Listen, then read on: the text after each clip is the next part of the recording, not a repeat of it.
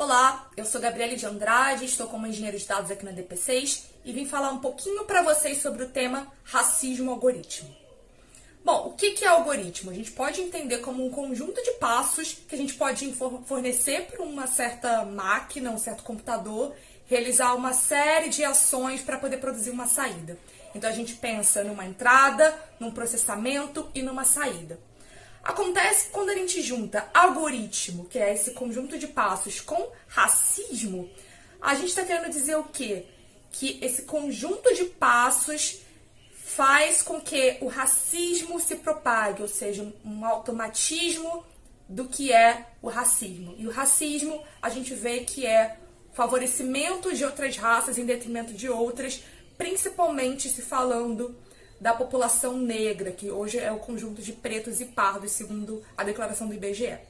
Acontece que racismo algoritmo, ele vem de um termo maior, que se chama bias ou viés, que quando a gente faz uma modelagem de dados, ou seja, a gente quer prever um determinado comportamento a partir de uma entrada de dados que a gente já tem, ou seja, dados históricos, dados que já aconteceram, essa saída, ela pode reproduzir comportamentos que favorecem um certo viés. E esse viés, ele pode ser viés de gênero, pode ser viés de raça, de faixa etária, mas o recorte que a gente vai trazer aqui é o recorte racial. Por quê? Porque, infelizmente, a gente não vive numa sociedade neutra. E por não viver numa sociedade neutra, é uma falácia dizer que a tecnologia também vai ser neutra. O que eu quero dizer não é que um código, um framework ou algo mais técnico, ele tem um viés. Na verdade, não é isso que eu estou querendo dizer. O que eu estou querendo dizer é que quem opera, ou seja, quem fala quais são esses conjuntos de passos, quem faz o treinamento desses modelos para fazer essas análises preditivas, para dizer se um usuário é propenso ou não a comprar, para saber se um usuário ele pode fazer algum tipo de reconhecimento facial, um sensor e coisas desse sentido que dependem de uma certa interação, de um certo inteiramento com uma máquina, quem faz essas operações, elas estão com um viés racista. E isso porque, às vezes, não é porque a pessoa em si ela é racista, mas porque a gente vive numa sociedade racista, numa sociedade não neutra, que a gente acaba reproduzindo isso como sociedade. Assim como a Yara falou no vídeo sobre racismo estrutural, infelizmente, por viver numa sociedade que faz parte desse contexto, a gente não pode separar uma coisa da outra. Tá, Gabi, você falou, mas como é que eu vejo exemplos disso acontecendo? E, assim, a gente não precisa ir muito longe para ver exemplos. A gente pode ir, por exemplo, no Google Fotos, a gente pode fazer o upload de imagens, vídeos e armazenar no nosso próprio Drive. Alguns anos atrás, quando a gente fazia um upload de uma foto e tivesse uma pessoa negra, ele tagueava, ou seja, marcava aquele quadradinho ali para categorizar a pessoa como gorila, totalmente incondizente e um viés totalmente racista. Outra questão também, reconhecimento facial. Muitas das vezes os algoritmos eles não reconheciam pele negra, principalmente pessoas retintas. Quando a gente fala de colorismo, são aquelas pessoas com tom de pele mais preta. E aí quando a gente vai pensar, tá, mas por que funciona na pele branca? Será que ninguém testou isso, uma pele negra? Será que não tinha ninguém diverso no time? Aí que a gente começa a pensar que a questão é mais estrutural. Então, realmente, se tivesse provavelmente uma pessoa negra, ela estaria envolvida no teste daquele algoritmo.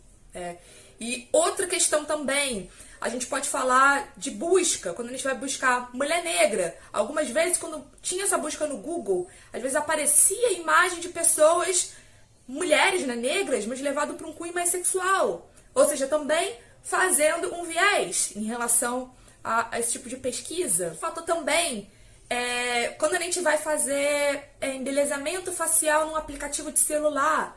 Por que embelezamento, como aconteceu um caso aí retratado no app FaceApp, por que embelezamento está relacionado a clarear a pele, ou seja, deixar mais branca? Então a gente também está falando de outro tema, que é a branquitude.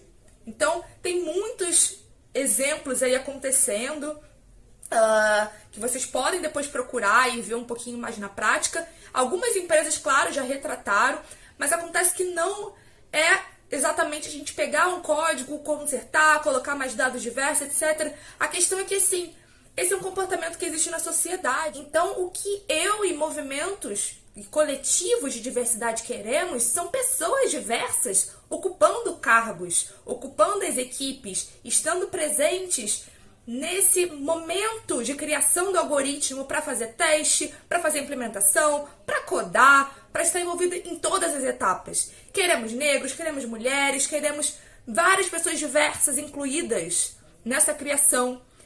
Então, o que a gente quer também com a não propagação de racismo e algoritmos também é não propagar o que existe hoje na sociedade. Porque se a gente começar a propagar, se a gente continuar com essa massa de propagação de vieses, principalmente vieses racistas, que é o tema aqui, que é o recorte, a gente não vai ter progresso.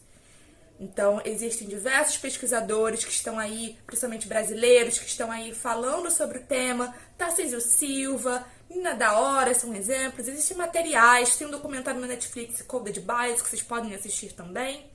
O próprio Tarcísio Silva, ele lançou um livro falando sobre racismo algoritmo, porque ele é um pesquisador que fez mestrado e doutorado nessa área. Então, existem muitos assuntos que vocês podem acompanhar.